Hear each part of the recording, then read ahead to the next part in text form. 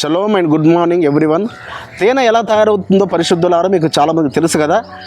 తేనెటీగ అనేక పుష్పాల నుంచి అది మకరందాన్ని తీసుకువచ్చి తేనె తుట్టలో దాచిపెడుతుంది. అలాంటి తేనెటీగ ఒక దినమున భావించిందట, నేను సిద్ధంగా ఉన్న ఒక పాత్రలోని తేనెను సేవిస్తానని.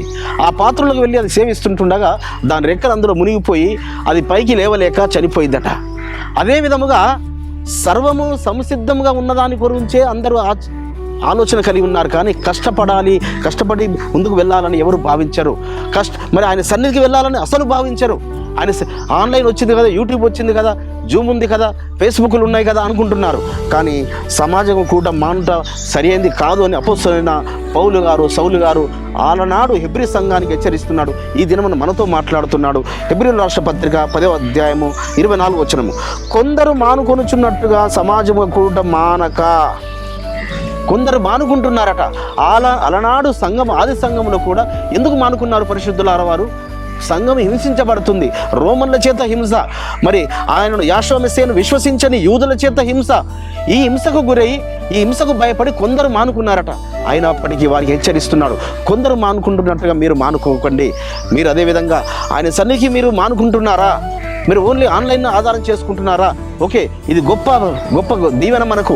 ఈ రీతిగా అనుదిన కృప ప్రతిరోజు ఉదయకాలం లేవగానే మీకు రావడము, జూమ్ టెక్నాలజీ ద్వారా ఉదయకాలంలో ప్రార్థనలు. మరి దీని వెనకాల యవనస్తుల ప్రయాసం ఎంత ఉందో మీకు తెలుసు కదా బిడ్డలారా.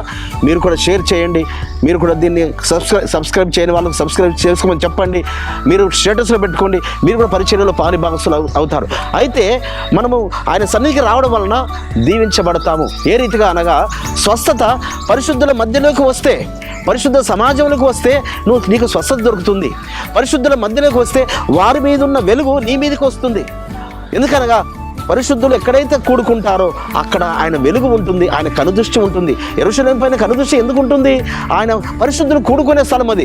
అదేవిధంగా సమాజ మందిరాలలో, సంఘాలలో ఎందుకు రమ్మని చెప్తుంటారు సేవకులు? అనగా పరిశుద్ధులకు అందరూ కలిస్తే అక్కడ పరిశుద్ధ సన్నిధి ఉంటుంది, పరిశుద్ధాత్మ నడిపింపు ఉంటుంది. మనం చూస్తున్నాం కదా బిడ్డలారా, ఈ మధ్య కాలంలో చాలా మన అద్భుతాలు చూస్తున్నాం. కర్ణమ్మ గారు పోయిన పర్ణశాల పండుగలో ఏ రీతిగా పరిశుద్ధాత్మ పూర్ణురాలై ఆమె భాష మాట్లాడిందో.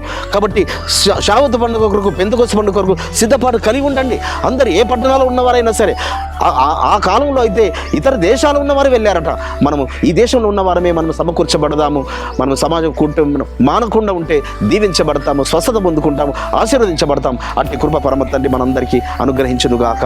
ప్రార్థన చేసుకుందాం. పరిశుద్ధమైన తండ్రి, అవునాయన సమాజంలో మేము కూడుకుంటే మీ యొక్క దైవిక స్వస్థత చేత, మీ యొక్క తండ్రి దీవెన చేత, మీ ఆశీర్వాదం చేత, మీ వెలుగు చేత నింపబడతామని మీరు మాట్లాడిన మాటను బట్టి స్తోత్రములు చెల్లిస్తూ నజరుడైన యాషోవ మెస్సీయ నామమున స్తుతించి ప్రార్థించి పెట్టుకుంటున్నాం పరమ తండ్రి, ఆమేన్.